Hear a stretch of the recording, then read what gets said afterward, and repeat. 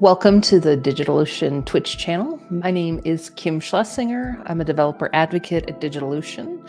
And today, this live stream is performing double duty. The first thing that this live stream is it's my weekly live stream. It's called Get Your Head in the Cloud. And on the live stream, I usually spin up a Kubernetes cluster, find a Kubernetes add-on that I'm not familiar with, install it, play around with it, and then try to figure out like if it's a tool I'd want to use in the future. So that's the first thing that this live stream is. The second thing that this live stream is today is Kubernetes office hours. So if you are here for the Kubernetes office hour portion, you probably found us through this page. So this is the DigitalOcean Kubernetes resources page where we have a lot of things, resources for using Kubernetes, using DigitalOcean Kubernetes. And this is the Kubernetes office hours that we mentioned on this page. And basically, if you signed up for this, you would give us a little bit of information. And if you had questions before the office hours, you could submit them and I'm going to answer them. So we're going to get started with that in just a minute. So I will share this link in the chat. This is a GitHub repo where I have already answered all of the questions that that have been asked. So if you want to skip right to the answers, you're welcome to do that.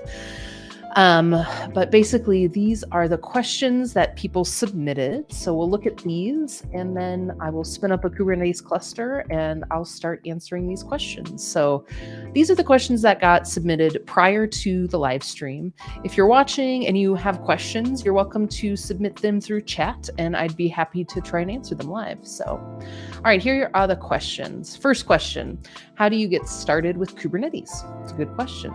Second question, what's the best way to run Kubernetes on your computer when you have limited CPU and RAM? Third question, how do you set up TLS certificates on multiple hosts? The next question, oh, well, actually, that's an answer. I need to fix that. So we'll skip that one. Next question is Kubernetes versus app platform, when to use and when to switch. And then the final question we had submitted was, what is the best approach to understand Helm charts? So those are all great questions. Got some people watching. If you're there, say hey in the chat. If you submitted one of these questions, thank you. If you have a question and it's not on this list, submit it through the chat and I will try to answer it. So before we get started with the first question, which is how do you get started with Kubernetes, I'm going to spin up a Kubernetes cluster on DigitalOcean so that I can do some demonstrations later on. So this is a DigitalOcean account. This is our cloud console. And on the left here are all of the different offerings that we have. Droplets are our VMs. Apps is our app platform product. We have managed databases. We have Spaces, which is an object store, container registry, other stuff. And this is the Kubernetes tab. So I'm going to spin up this Kubernetes cluster from the web console. So I'm going to start here on create a cluster. So first thing you have to answer is select a Kubernetes version. I just go with whatever's recommended. It's usually the latest version that's available on DigitalOcean. So we've got 1.22.7. Then choose a data center region. If you're setting this up for a cluster that's going to be serving traffic to your customers, then you'll want to think about where are the majority of your customers and choose a data center close to them. I live in the middle of the US, and so I'm going to find a data center region that's closest to me, and I believe that is SFO 3, San Francisco 3. VPC network, we're going to go with the default. You might have set up a virtual private cloud, not public, in another part of the DigitalOcean console or through the command line, and you can link it there. I haven't done that, so I'm just going to skip that.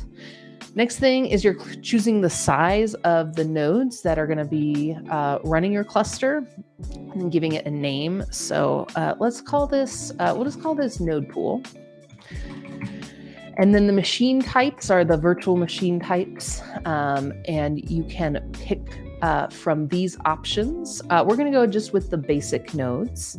tells us the node plan, how many nodes are running, what that's going to cost us, and then you can specify how many nodes you want running. You can add another node pool, and then you can say, yes, I would like to create this cluster on the high availability control plane.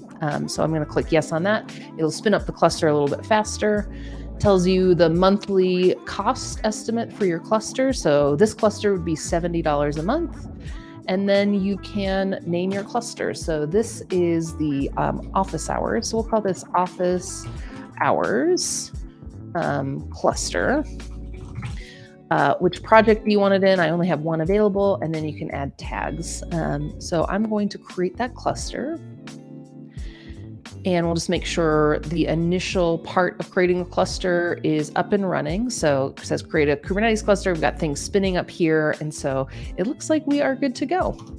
So let's head back to the questions. And if you just joined me, welcome. This is a special edition of my live stream, which is Kubernetes office hours. So question and answer.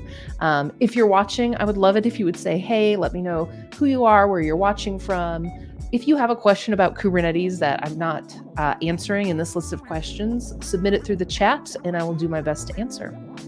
So yeah, I would love to say hi to everyone. So first question, how do you get started with Kubernetes? And that is a great question. First of all, Kubernetes is hard, and it's okay to feel confused about how to get started, or when you're initially learning, it can be a real struggle.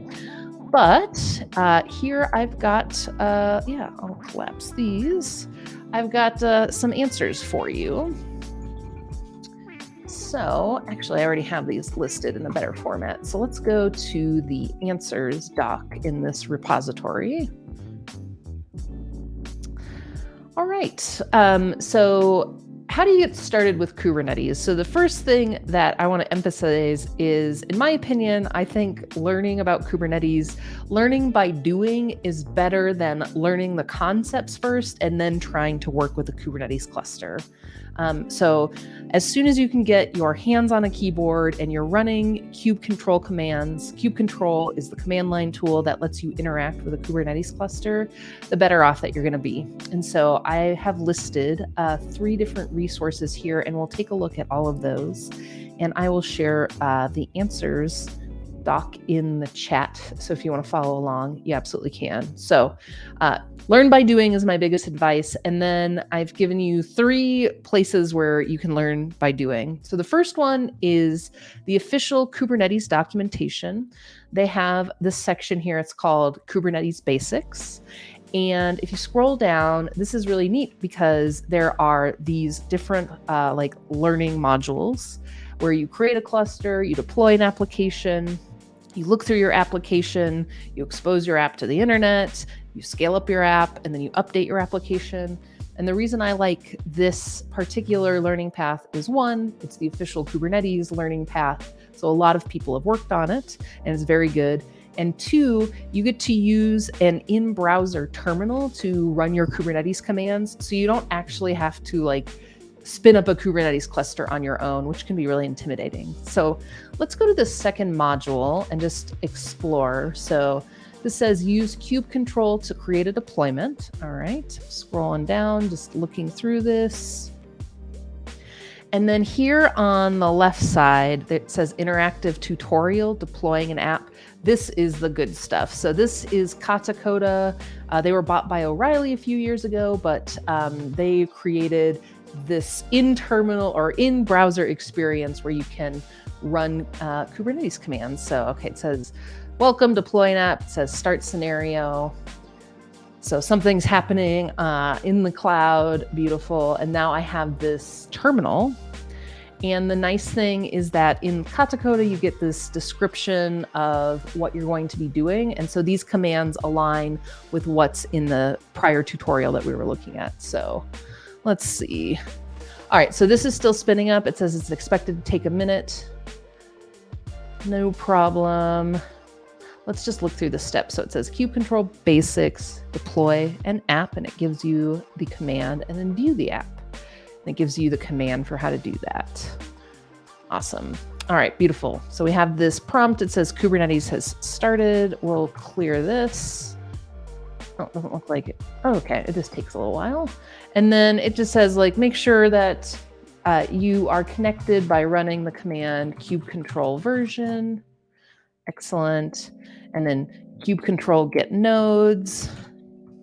Kube control get nodes. Nice. Okay, so it's minikube. Beautiful. And then you'd go on. And then if you want, you can just click on that and it actually runs the command for you. So the question that I'm answering is, how do you get started with Kubernetes? My first piece of advice, I'm going to leave this, is that you want to do something that you're actually using Kubernetes, not just reading about it and thinking about it and watching videos about it. You want to be able to run these commands. And the first place that I recommend going is this Learn Kubernetes Basics tutorial. It's in the Kubernetes documentation. It's a great program and you get access to that interactive terminal, which is really cool. So that's step one. I would just walk through that tutorial and do what you can there. I've got some other advice though. Let's see, let's get back to, there we go. Okay, so first thing is to look at that Learn Kubernetes Basics. DigitalOcean has a lot of Kubernetes material. So if you go back to this resources page and you scroll down, there is a heading that says Get Started with Kubernetes. So if you're a person who enjoys watching videos, we have videos about how to get started running Kubernetes. If you're somebody who likes tutorials, who likes reading, we have lots of community tutorials like this one, how to set up TOBs. So check out what we've got at DigitalOcean. We're really proud of our Tech Talk program and our community tutorials. And so we'd love for you to check those out. So take a look there. And then the last place. All right. So let's say you've done the Learn Kubernetes Basics tutorial and you're like, all right, I got a little bit of experience with Kubernetes under my belt. Maybe you watch a few videos or read some tutorials from DigitalOcean or elsewhere, and maybe you want to be fluent enough with Kubernetes that you're able to interview for a job with it. So this next piece of advice is I suggest people, if they can, if you can afford it, take a Linux Foundation Kubernetes exam. So let's go look at what those are.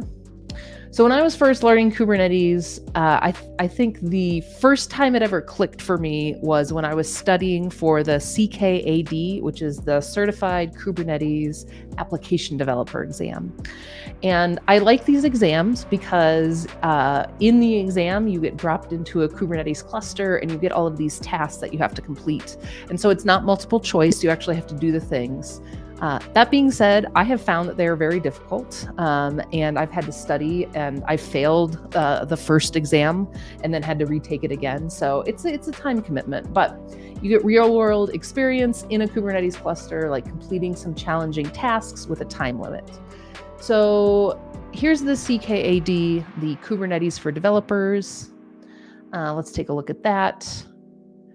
Excellent. So you can get the exam and you can get the course. You don't have to get the course. There are other great courses out there. So if that's too expensive, that bundle, don't do it. But yeah, here is the CKAD. So that's for if you are an application developer who is deploying on Kubernetes, maybe you want to learn more about it. That's a good exam. This one is brand new, the Kubernetes Fundamentals exam. So if you're just looking to learn about Kubernetes, this exam is a good one. And then there are two others as far as I'm aware of, the administrator exam and then the security exam. So, all right, the CKA is the administrator exam. So this is with one of those bundles. Excellent. And then there's a Kubernetes Security Essentials exam. I think you have to have passed some other exams in order to take this. Let's see, who is it for? Must be CKA certified. So in order to take this exam, you have to have passed the CKA exam. So yeah, if you're getting really serious about Kubernetes and you want an opportunity for good practice and you want a certificate that you can show potential employers or show off on your LinkedIn or Twitter accounts, these Linux Foundation exams are really good. They are expensive, but every year around the end of November, most of those exams, they're half off. So if the money is an issue, which I understand, wait till the end of November and then you can buy those exams half off. So, all right, so that was the first question. How do you get started with Kubernetes? To summarize, I suggest learning by doing as opposed to learning the concepts first and then by trying to apply the concepts. Just jump right into Kubernetes. This first link will take you to a place where you can run Kubernetes commands in a terminal in your browser, so you don't have to set up a Kubernetes cluster right away. DigitalOcean has some great materials on Kubernetes. We've got community tutorials and videos. And then finally, consider taking one of the Linux Foundation Kubernetes exams. So that's my advice for how to get started with Kubernetes. I'm just going to take a quick breather here and say welcome to those of you who just joined. My name is Kim. I'm a developer advocate at DigitalOcean. Kubernetes is my specialty, and I live stream at this time every week. My show is called Get Your Head in the Cloud, but this particular live stream is unique because I'm doing office hours. So people submitted questions and I am answering them. So these are the questions that I'm answering. I've already got the answers there. You're welcome to just take that and leave. But if you have a question to ask that's not on this list, please submit it through the chat. And if you're watching, I would love for you to say, hey, I think I'm the only one who's put anything in chat. So love to hear who you are, where you're watching from, maybe what brought you here. So like I said, I was going to spin up a Kubernetes cluster. Outstanding. Nothing on the progress bar. Let's refresh that and see. All right, so it looks like that one is still spinning up. We'll come back to that after the next question. All right, so next question is a good one, and it is, what's the best way to run Kubernetes on your computer when you have limited CPU and RAM? I appreciate this question. And so before I launch into an answer, Kubernetes was designed to be run on virtual machines from a cloud provider. That's how it was initially designed.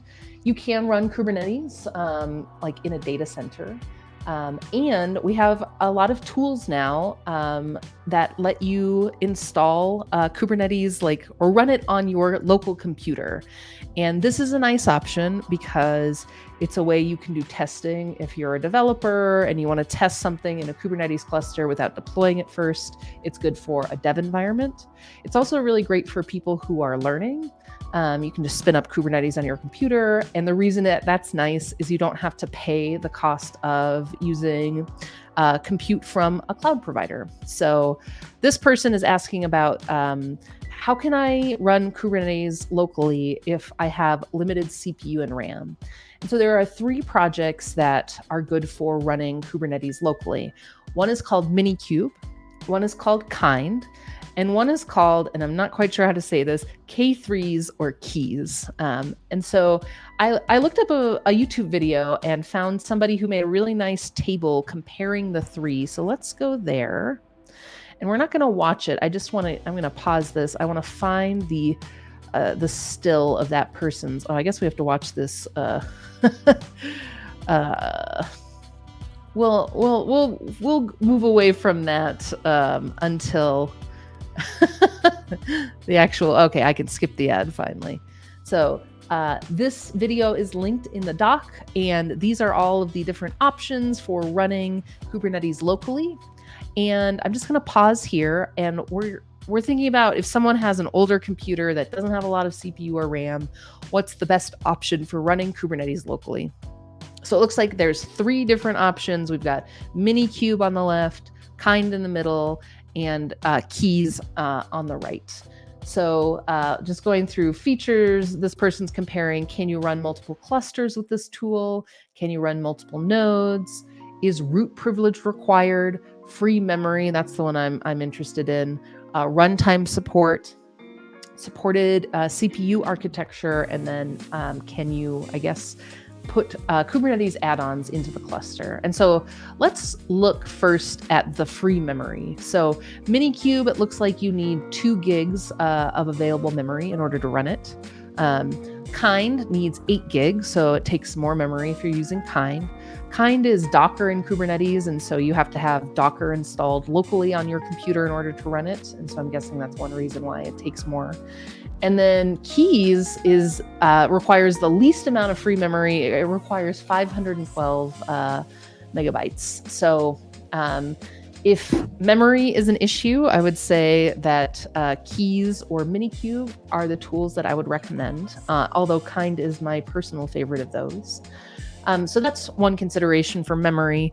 For CPU, let's just think about the supported architecture. So minikube, you need a CPU using AMD 64, same with Kind. Keys, you can do it on AMD 64 or ARM 64. So if you're using like a Raspberry Pi or you're trying to do this on a small computer, keys might be the way to go. So yeah, it looks like if you're thinking about what requires the minimal amount of resources on a computer to run Kubernetes, keys is the way to go, and then maybe minikube and then Kind. But there are some other considerations like, do you want to have multiple nodes? Do you want to be able to run multiple clusters? And like, do you want to use something other than Docker? Then those other options are there for you. So let's go back. All right. So the question that I'm answering is, what's the best way to run Kubernetes on your computer when you have limited CPU and RAM?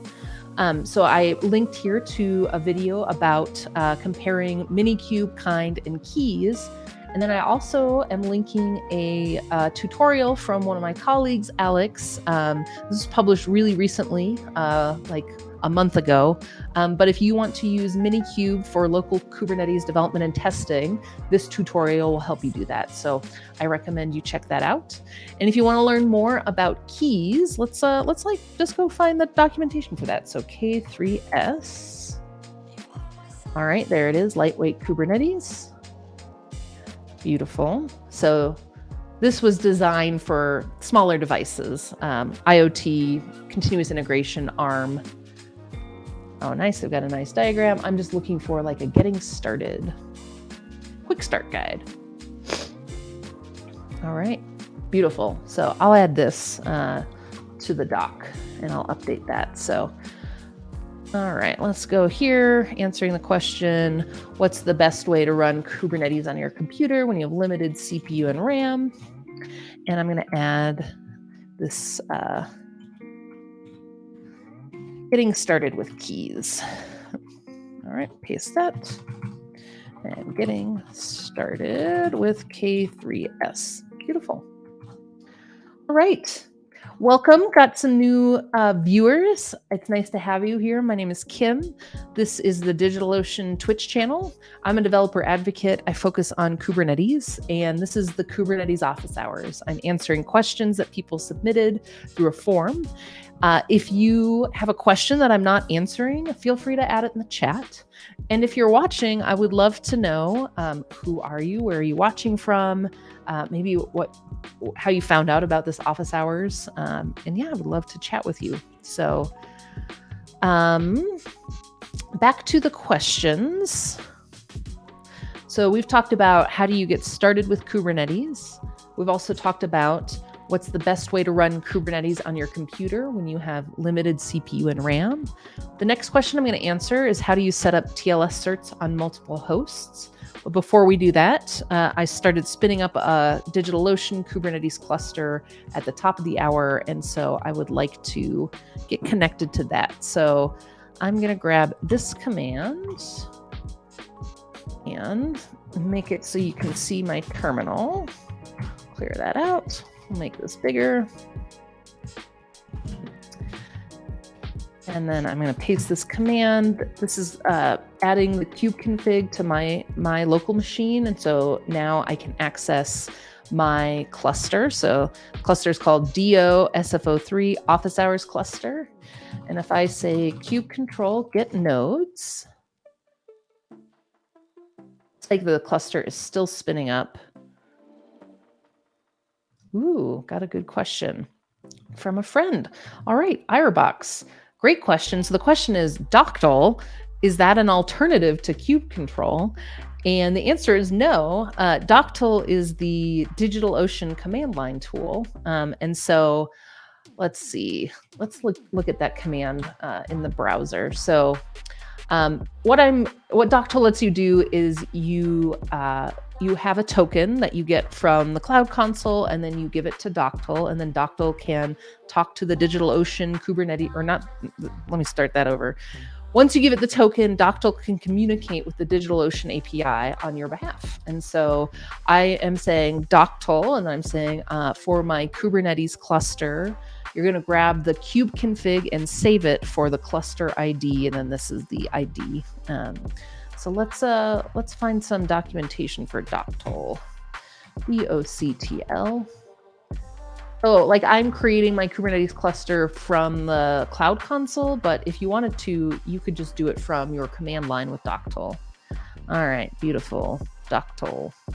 This is the command line interface. So let's see, which one would I prefer? Or the GitHub repo? Yeah, here we go. I'll share this in the chat. So, hey, chatter. Nice to see you. Welcome. So here, oh no, that's not it. That's the name of my cluster. You can ignore that. Oh man, I keep pasting the name of my cluster. Let's try this one more time. Copy, paste. All right. I've shared in the chat the link to the GitHub repo for Doctal. I think it's an open source project, so you can dig around and make contributions if you want to. So, all right. So if you just joined, hey, I'm Kim. I'm doing an office hours Q&A for Kubernetes. People submitted questions in advance that I'm answering. And if you have questions that I'm not answering now, feel free to ask them in the chat and I'll do my best to respond. So next question is, how do you set up TLS certs on multiple hosts? So that is a good question. Let's go back to the answers doc. I'm chuckling at this comment. One time I accidentally pasted a work username password into Twitch chat because it copied across computers with Mac OS. Yeah, I could see myself doing that on Twitch. So I'm glad I'm not alone in pasting the wrong thing into the Twitch chat. All right, so how do you set up TLS certs on multiple hosts? And so what this question is asking, they're saying, all right, I have a Kubernetes cluster. I have applications running in the cluster, and I want to be able to have TLS termination at the cluster so that when my users go to my URL, that it says HTTPS at front, and it's a secure connection for them. So there are a few things that you need to consider when you're asking yourself this question. So the first question is, which ingress controller are you using? And there are multiple options, but there are two that we like here at DigitalOcean. One is the Nginx ingress controller, and one is the Ambassador Edge Stack ingress controller. So let's just look at the documentation pages for those. So Nginx ingress controller. You can see I've been here before. So a ton of documentation here, but there's a special project just for Kubernetes that's the Nginx ingress controller. And so basically all of the things that you can do with Nginx as a web server or a reverse proxy, you can do in Kubernetes. There's just some special considerations. So Nginx ingress controller is one of the options. And then the other option that we're going to consider today is the Ambassador Edge Stack. And so we'll go here. Beautiful Ambassador Edge Stack. So what does their blurb say? It says Ambassador Edge Stack is a Kubernetes native API gateway that delivers scalability, security, and simplicity for some of the world's largest Kubernetes installations. All right, beautiful. So this is the Ambassador ingress controller, and we'll just go look at all the features, I guess. Beautiful. Okay, so TLS termination is definitely an option. Cool. And so first step is to decide which one of those ingress controllers are you going to use. If those two don't seem appropriate for you, I would research other Kubernetes ingress controllers.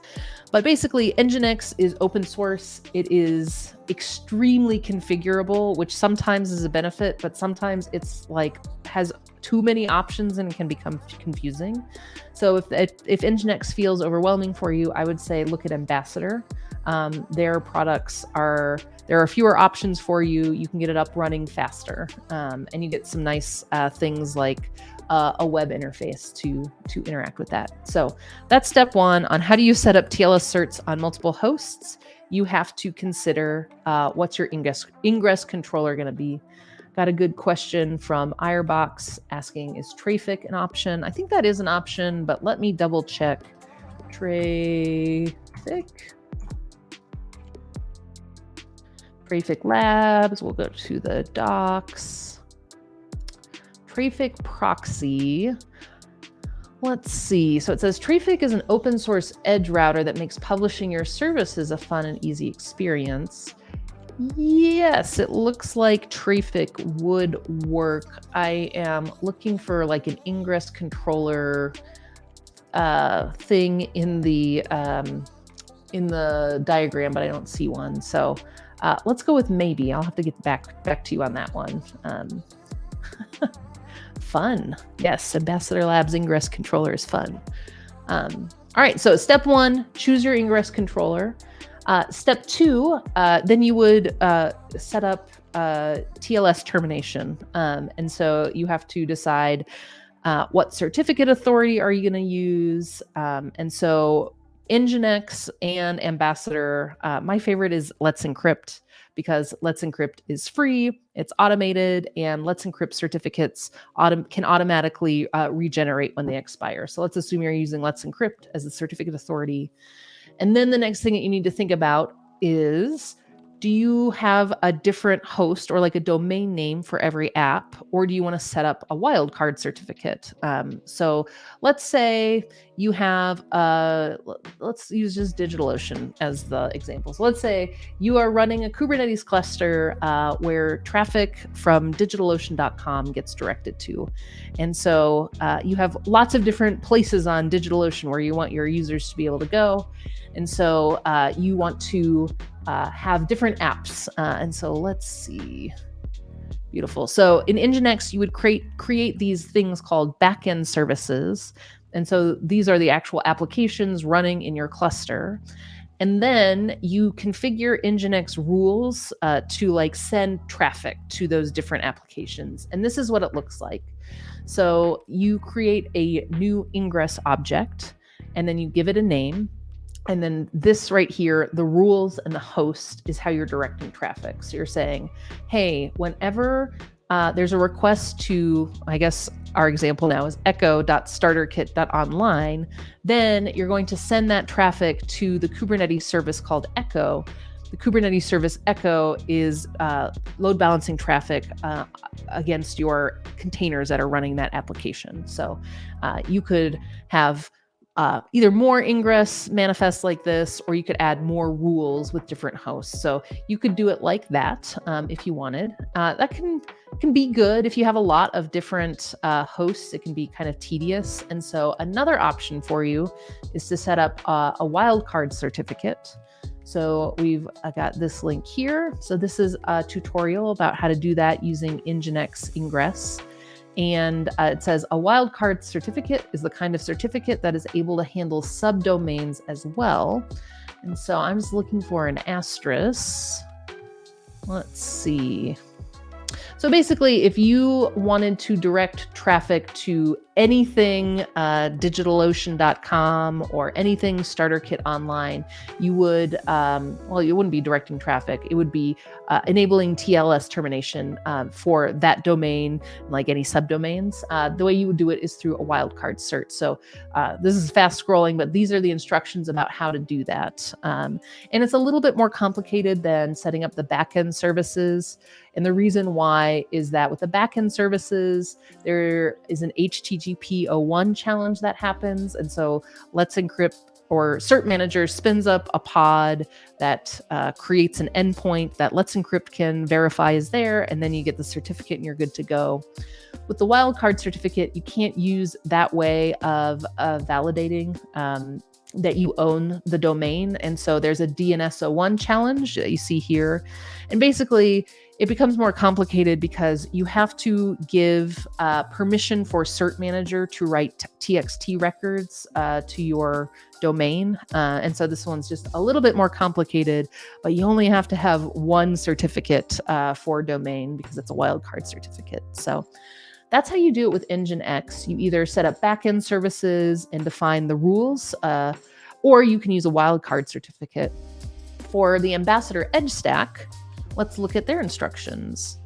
All right. I haven't done this one before, so let's see, just scrolling through that. All right, so it looks like Ambassador Labs, when you install Ambassador's ingress controller in your cluster, you get a custom resource called a host, and then you fill out these things in order to get your certificates set up. So looks like you give the host name, and then you've got that email, and then you have a secret somewhere in your cluster that you match the name with here, and then something about the request policy. So that's how you would do it with Ambassador Labs. So you might be wondering, what is this thing that you're looking at? So this is a really outstanding resource we have at DigitalOcean. It's called the Kubernetes Starter Kit, and I'm pasting a link to this in the chat. And so this is a really comprehensive set of tutorials for DigitalOcean Kubernetes, and it's designed to help you from spinning up your cluster to getting it to production ready. And so this tutorial is long, but it'll show you how to set up a cluster, how to set up the DigitalOcean container registry, how to set up an ingress controller, and you can either choose Nginx or the Ambassador Labs controller. Then you set up Prometheus for scraping metrics, and then you set up Grafana for visualizing those metrics. You set up Loki, which is a way of collecting logs, backup restore, and so you can back up your cluster, alerting and notification, how to do sealed secrets, and then this last chapter is how to automate all of that with Terraform. So it's a lot. It's a lot of stuff, but I highly recommend you check it out. It's step-by-step instructions. So on the topic of ingress controllers, Irebox is asking, is it possible to try different ingress controllers if you're using one of those local Kubernetes installations, minikube, keys, or kind?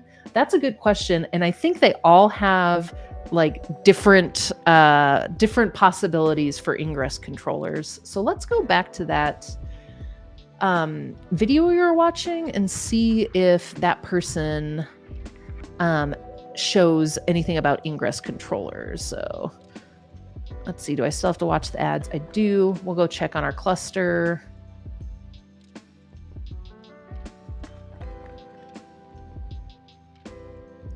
All right, let's see if we can see the nodes from the command line.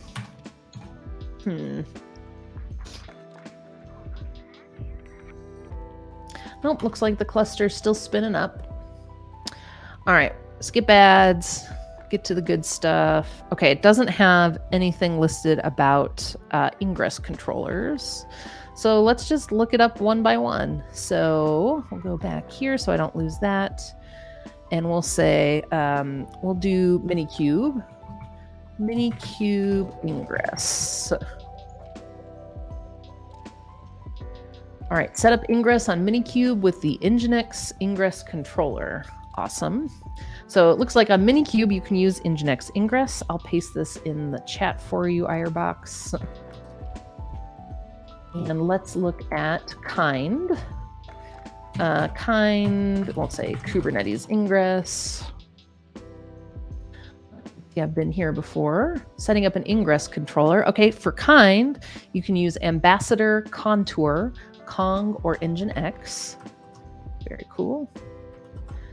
And then for keys, we'll just change this query to keys, Kubernetes ingress, deploy an ingress controller on keys.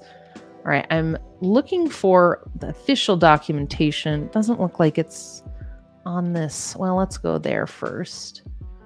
And then we'll go to the docs and see if there's a search. Maybe cluster access? No. Advanced options and configuration. Let's just search this ingress. I don't see that there. FAQ, maybe there's,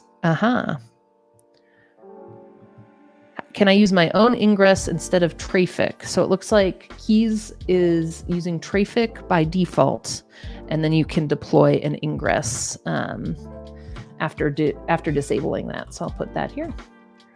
So the question is it possible to try different ingress controllers in these local Kubernetes installations, minikube, keys, and kind? So I think, let's see, minikube, you can use Nginx. Kind, there's a whole list, including Nginx and Ambassador. And then keys, it looks like it uses Trafic by default, but you can disable that and then use another ingress controller. So good question. So yeah, if you're learning Kubernetes and paying for a Kubernetes cluster in the cloud is not something that's within your budget, and you still want to explore ingress, you can do that with those local Kubernetes installations. So, all right, I'm going to close these out. We'll check again on our cluster. Yeah, you're welcome. Good question.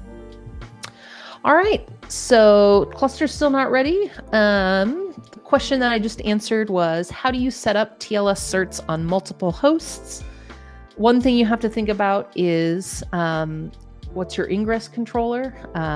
And the two we like at DigitalOcean are Nginx and Ambassador Labs Edge Stack.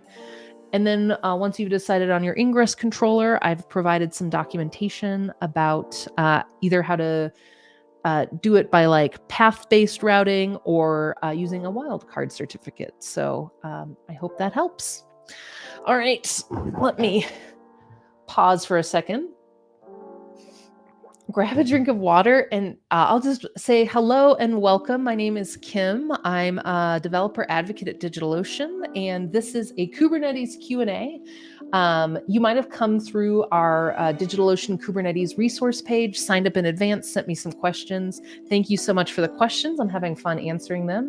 You might have found me through Twitch. This is my normal live stream slots. I live stream once a week at this time. I usually have a Kubernetes cluster that I'm just messing around with, but today is a specific purpose. It's these Q&As. So we've got 2 more questions left. If you have questions, feel free to ask them in the chat. I would love to try to answer them. And let's go on to question number 4. So the question is, Kubernetes versus app platform, when to use and when to switch. So I really like this question. And if you're not familiar, DigitalOcean has a platform as a service product called App Platform. So let's take a look at that.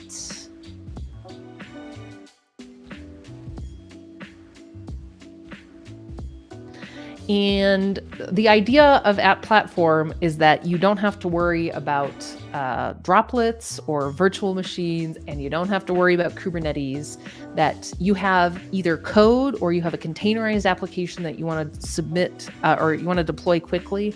App Platform is the thing for you. So it's like Heroku, if you've used that, or Google's Firebase, Netlify. There's a lot of products like this out there. And oh yeah, we have an integration with Glitch now. So if you are exploring App Platform and maybe still exploring to learn how to code, Glitch is a great tool. I love it so much. Basically, Glitch is this platform where you can fork a project and you get all the code, and you can mess with the code in big or small ways. And then oh man, can't find glitch in bio, huh? Let's take that off and see what we get. There we go. So here's the thing you would build, and then you can remix your own. So that's a total sidebar. I just love glitch so much.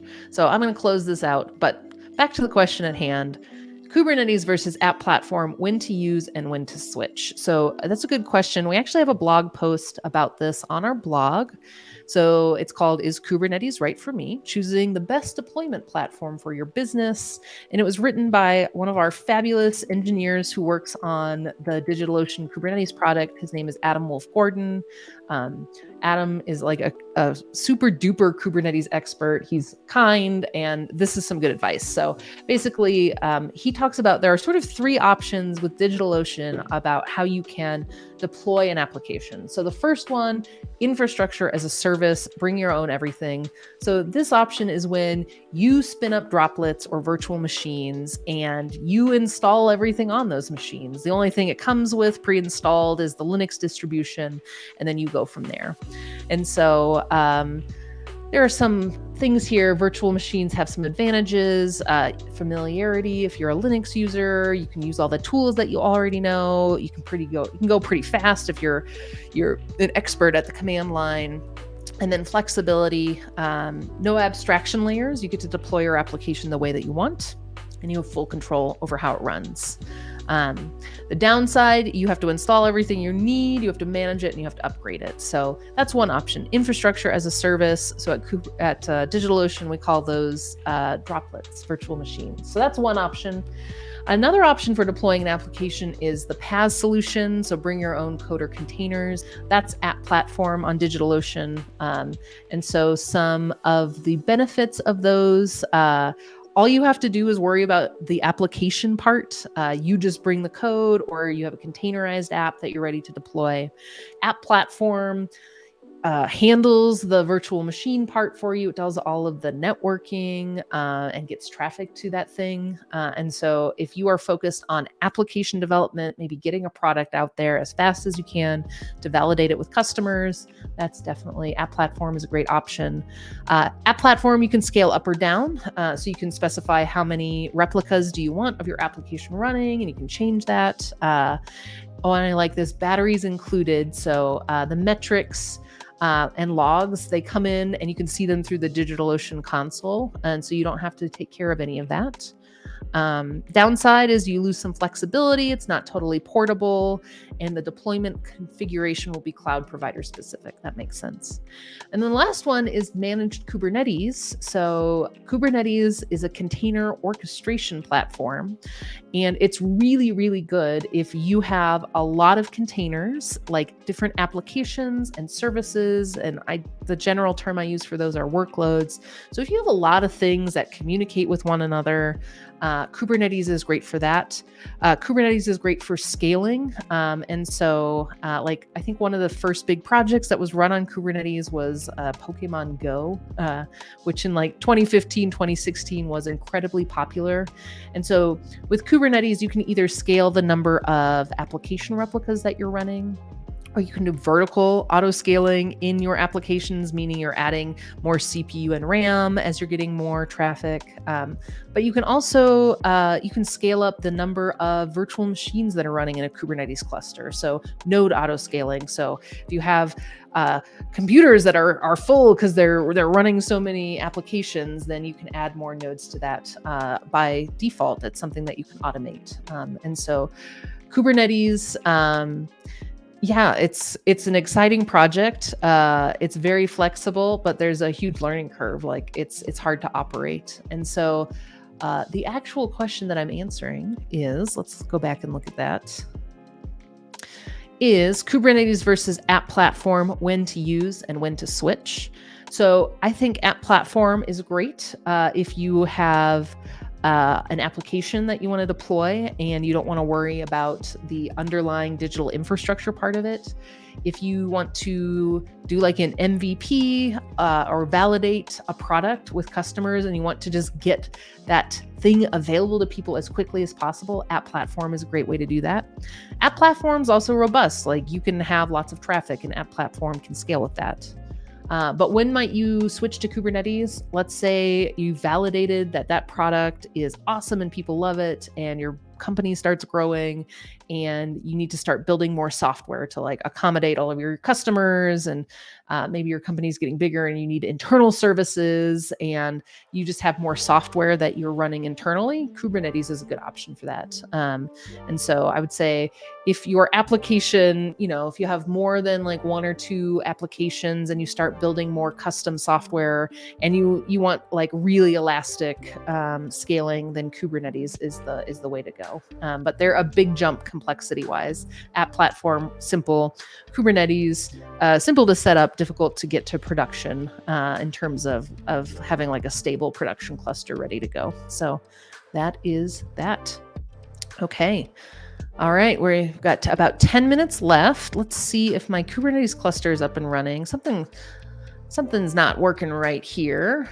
All right, so I'm going to try and create another cluster in a different region in case we're having like an outage or something. So going to Kubernetes, I'm going to stick with the default version. I'm going to go with NYC3. I'm going to just go with the defaults. I'm going to go with HA and we'll say office hours. And the cluster name is going to get prepended with DO and then the data center region name. So it'll say DO NYC3 office hours. So let's see if we can get that cluster up and running. And we'll go back to the questions. And if you're watching and you have a question about Kubernetes or about DigitalOcean Kubernetes, drop it in the chat. I'll do my best to answer it. All right, I love this next question. Number 5, what is the best approach to understand Helm charts? That's such a good question. And so Helm is the package management system for Kubernetes. And so it's a way that you can like install packages or software from third parties that you want to use. And it's also a way where you can build your own packages and deploy those. And so I've given three different resources here, but so let's think about that division that I just described. So either using third-party packages or developing your own. If you are interested in third-party packages, there's a place to go look, and it's called the Artifact Hub. So this is the official like library of Helm charts that are published and that are publicly available. And like you can find a lot of stuff. So remember when we were talking about Nginx ingress? Well, you can install the ingress controller through a Helm chart. So let's Nginx ingress, let's find that. All right, there's a list of multiple Nginx ingress Helm charts, but I'm going to go for the one that's maintained by the Kubernetes organization. So this very first one. And you get all the documentation here. You get some prerequisites.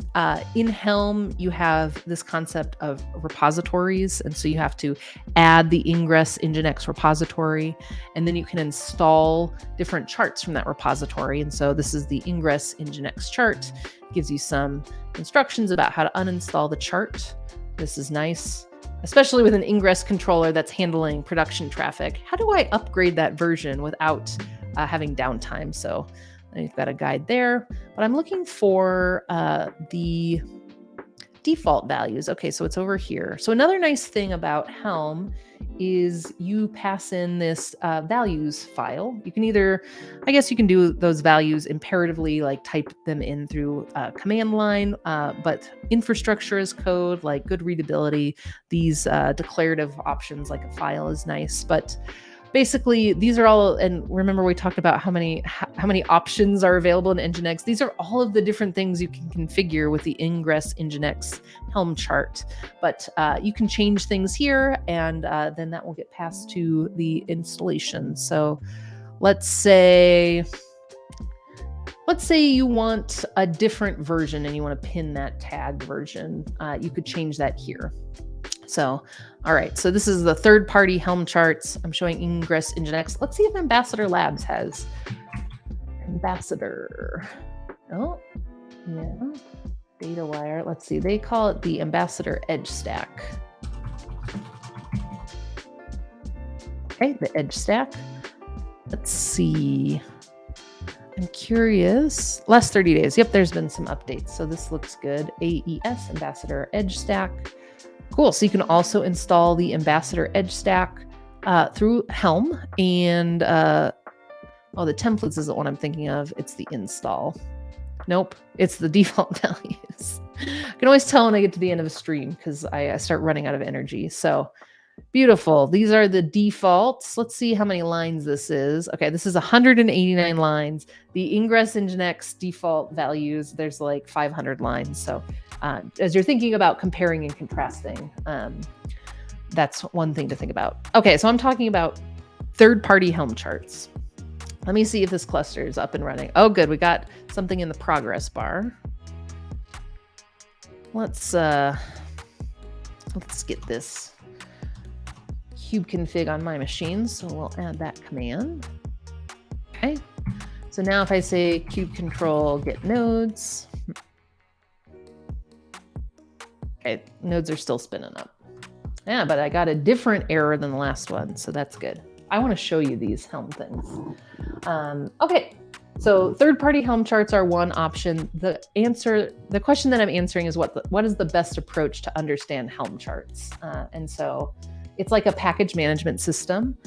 You can get packages developed and maintained by third parties. And so I just showed two examples, the Nginx Ingress and the Ambassador Edge Stack, or you can develop your own packages, and there's a lot of power in Helm, and so I want to show you that.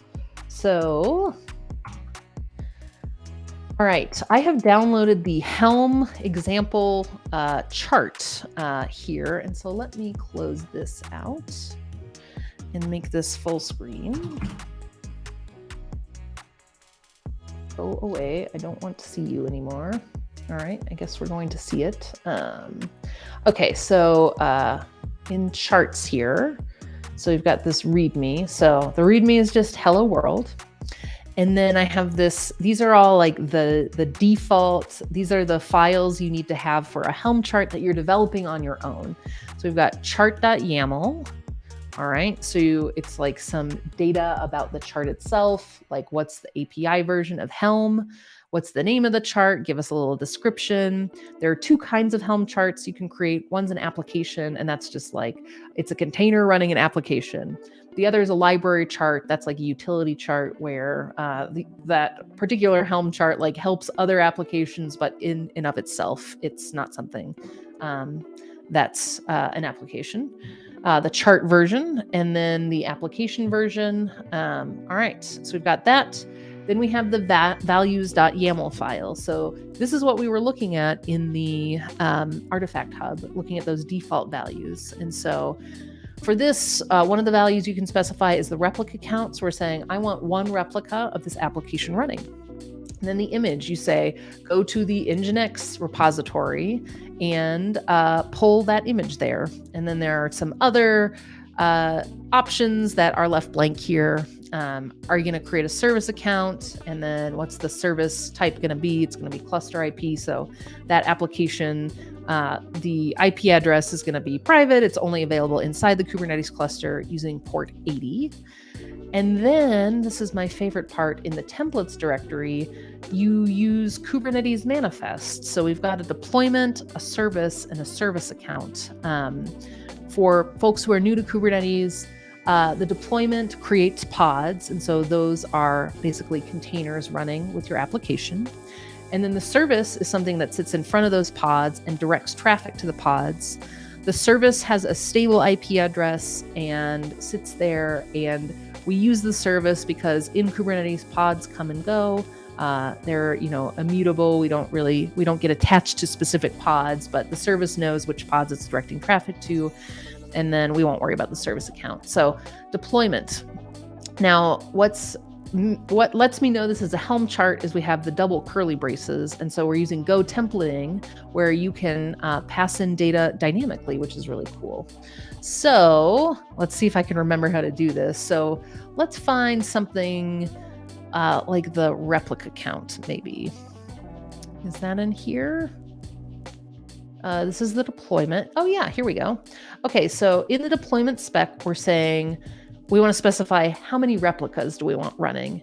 And here we're telling Helm, hey, go to the values file and then grab the key replica count and give me the value of what's ever there. So Helm goes, okay, here's the values account and here is the replica count and it's 1. So this is really powerful because let's say you have a staging cluster and a production cluster.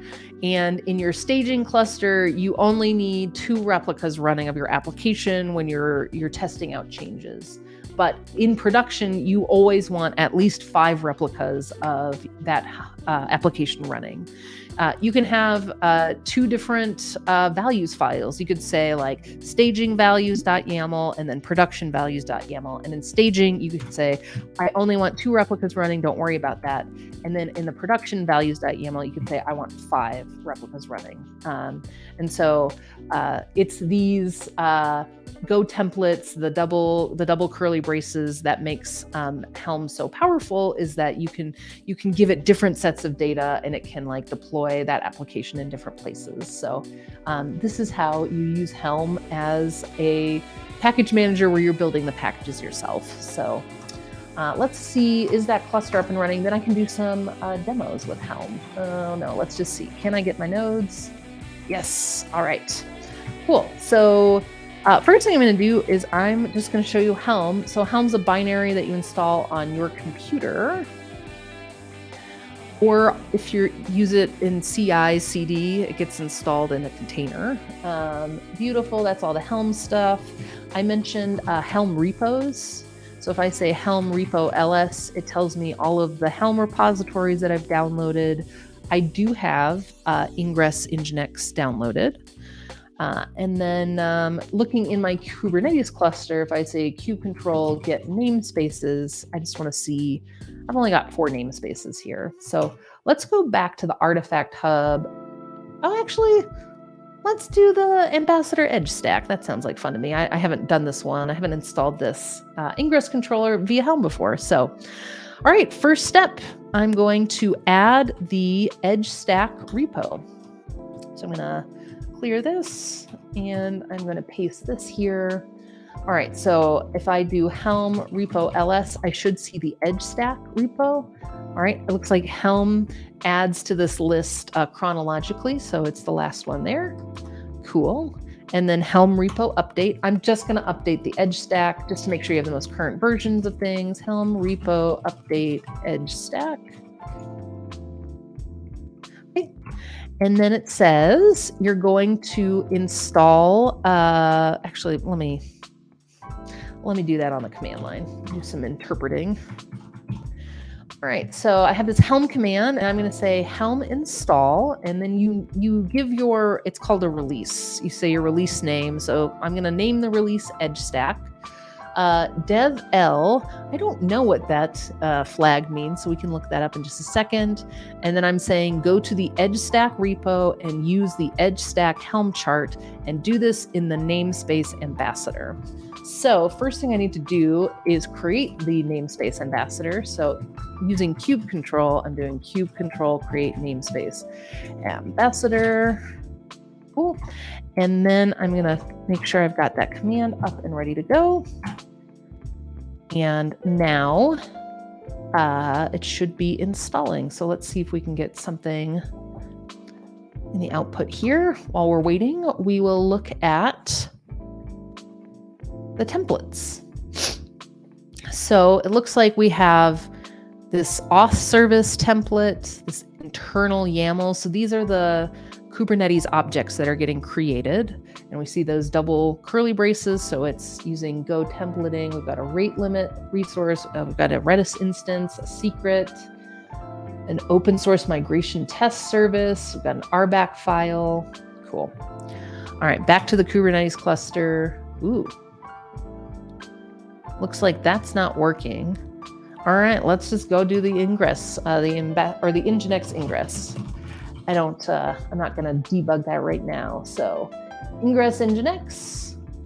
We're gonna do the same thing. I already have the repo, and then we're gonna install it, and let's create a namespace called Nginx. All right, and then I'm gonna paste this command. I have to name the release.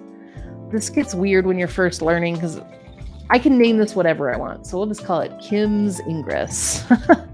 So I'm creating a Helm release called Kim's Ingress. It's going to the Ingress Nginx repo, and it's pulling the Ingress Nginx Helm chart. And then I want this to be installed in the Nginx namespace.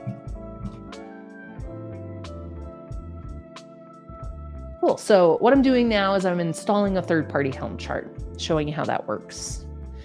And if you are just joining me, welcome. This is Kubernetes Office Hours. I'm Kim. I'm a DigitalOcean developer advocate. Kubernetes is my specialty, and I've been answering some questions that folks have had. If you scroll back up through the chat, you can see the link to those. I already have the answers up and running. And, beautiful. This is what I was looking for. So Helm is telling me, hey, I deployed that chart for you. It's called Kim's Ingress, and then it gives me some information. Beautiful. And so let's just look in that namespace. Kube control, get all from the namespace, Nginx. Cool. And so that Helm chart created all of these Kubernetes objects. So it created a deployment, and it looks like that deployment needed one replica of a pod, which is here. We have a service for the ingress controller, and then we have a different service for the admission controller, and then we've got a replica set. I bet we've got a set of secrets in here. Let's take a look. Yep. And then we've got lots of secrets. We've got this default token. We have the admission secret, a different token for Nginx, and then Helm creates a secret, and that is version 1 of the Helm release. So this is using a third-party Helm chart. So we've got that ready to go. Let's imagine that we are an application developer and we want to use Helm to deploy our application. So I'm going to create a namespace called hello. Oh, bad cop, you must have missed me. I didn't paste anything secret, but bad cop says, don't be like me and leak secrets on stream. I put some stuff in the chat that wasn't what I meant. So it's easy when you're live streaming too. If you're copying and pasting and then chatting, it's easy to put secrets in the stream. So I get it. All right, so I'm creating a namespace for the application. Kube control, create namespace. We'll call it say hello. And now, since I'm not using a third-party Helm chart, I just have the files for this on my computer. This is where I'm going to, look at the values file. So I've got those templates. I'm going to be creating a deployment, a service, and a service account. I'm just going to play with some of these things. So let's say replica count 4. Let's see. Let's not create a service account, so we'll change this to false. And then in the chart.yaml, let's change it from hello world. Let's say hello, we'll say DigitalOcean Kubernetes office hours. Okay, and so just as a review, in the chart YAML and the values YAML files, Helm is going to pull values from that. And so like the replicas, we should have 4 replicas. The name of the deployment's going to be hello DOKS office hours, stuff like that. So now what we're going to do, oh boy, this is a test of my memory. All right, let's, okay, so examples is where I have all of those those files. And so I'm going to say, well, let's just look at Helm actually. Okay, Helm create a new chart with the given name. All right, let's change into that directory. And I'm going to say Helm create hello world is the release name, and we'll just say in this directory that I'm in. Nope, didn't like that. Helm create requires one argument. Helm create name and then flags. All right, let's do Helm create help. No, I don't want this. Let's see. Helm ls from all namespaces. All right, I've got my ingress. It doesn't look like it actually created help. Helm create -- help. All right, what's the flag I need to pass in? Oh, maybe a namespace. All right, Helm create. This command creates a chart directory along with the common files. Oh, what I just did is I created like the boilerplate file. So I bet I have a help directory now in here. I sure do. All right, let's get rid of that. And let's look back at the Helm commands. So it's not create that I want, it's Helm install, I guess. All right, so let's try that again. So Helm install, we'll say hello world, and then installation chart.yaml file is missing, really? All right, I guess I got to change the charts. Helm install hello world, and then here, oh, and then I want it in the namespace, say hello. Chart YAML file is missing. All right, well, I guess I need to give it the hello world directory. I'm just going to change right into that. All right, one more time. How about now? It's looking a little more promising. Cool. All right, so Helm is saying, hi, I created a release called Hello World. It's in the namespace, say hello. And these are the generic notes. So if you were creating a third-party Helm chart, it would be good to add good notes here. So let me answer Bad Cop's question. Was I the one who poked into your stream recently? I don't think it was me. But whenever someone's streaming on the DigitalOcean account, we go raid someone else. So it was probably Shahar or maybe someone from our team who runs these streams. But if I ever see you streaming and I'm streaming and I'm going to raid, I'll totally raid you. All right, so let's just find this application. So I forgot the namespaces. So my Kubernetes namespaces are Ambassador default Nginx say hello. So when I look in the say hello namespace, I'm expecting to see a deployment and a service and 4 replicas of a pod running. So let's see if that's true. So kube control get all from the namespace, say hello. Beautiful. It's just what I expected. So I have 4 replicas of that pod running. I have a service, and the deployment is sort of what specifies all that. And so those values, like the name and the number of replicas and all those different values we saw in the values.yaml file, show you how you can use Helm to customize and package up applications and deploy them. And it's super handy if you're deploying applications in different environments. So you can have a staging values file and a production values file, and be able to send off your application to different places. Beautiful. All right. Last call for questions. If you have questions about Kubernetes, about DigitalOcean Kubernetes, I am here to answer them. So I feel like there was one place where I wanted to add, I wanted to add the artifact hub to the Helm list. So answers. So if you're interested in just using Helm to install third-party software, I think that's a good use of it, and Artifact Hub is the place to go. So we'll just say Artifact Hub.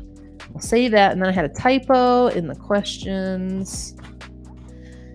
And then I added these examples. So let me go back to, there we go. So,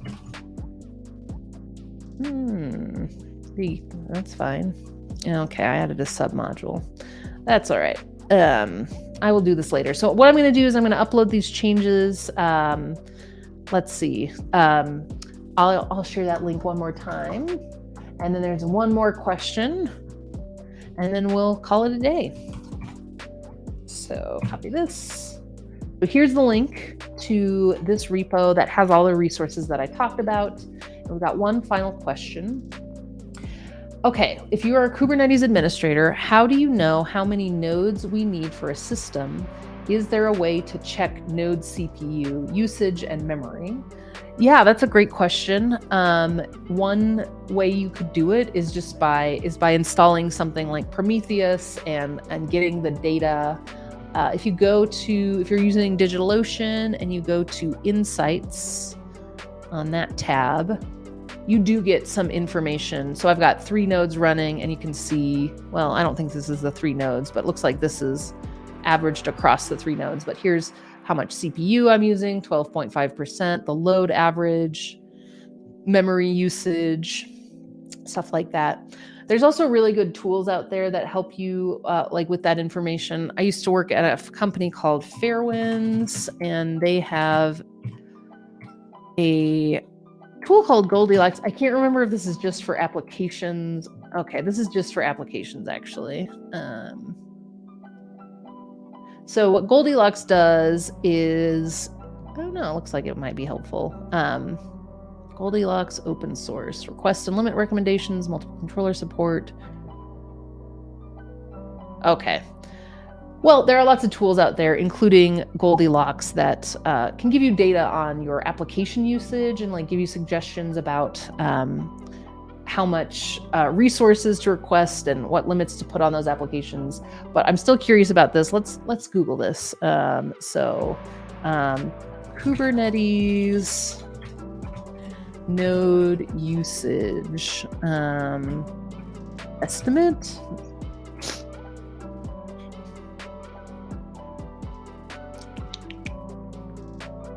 All right, it looks like there's some good stuff. Let's look at the Stack Overflow question. Okay, first of all, how old is it? It's a little too old, I think, 4 years. The Kubernetes ecosystem moves so fast. Let's take a look at this. Investigating Kubernetes node disk usage. This might be too specific. Well, the Kubernetes dashboard, maybe. Yeah, so I would look at the data and then make the decision from there. All right. Well, thanks, y'all, for joining me. This was super fun. I'm Kim. This was the DigitalOcean Kubernetes office hours. I put a link to the repo in the chat, and now we're going to go find someone to raid. So let me see who's streaming. Very cool. All right. We are going to raid. Well, hold on. Okay. Let me find someone who's writing code. All right, we're going to raid Anthony Writes Code. Here we go. I hope to see you all next week. I stream every week at this time. I enjoy hanging out, and I will see you soon.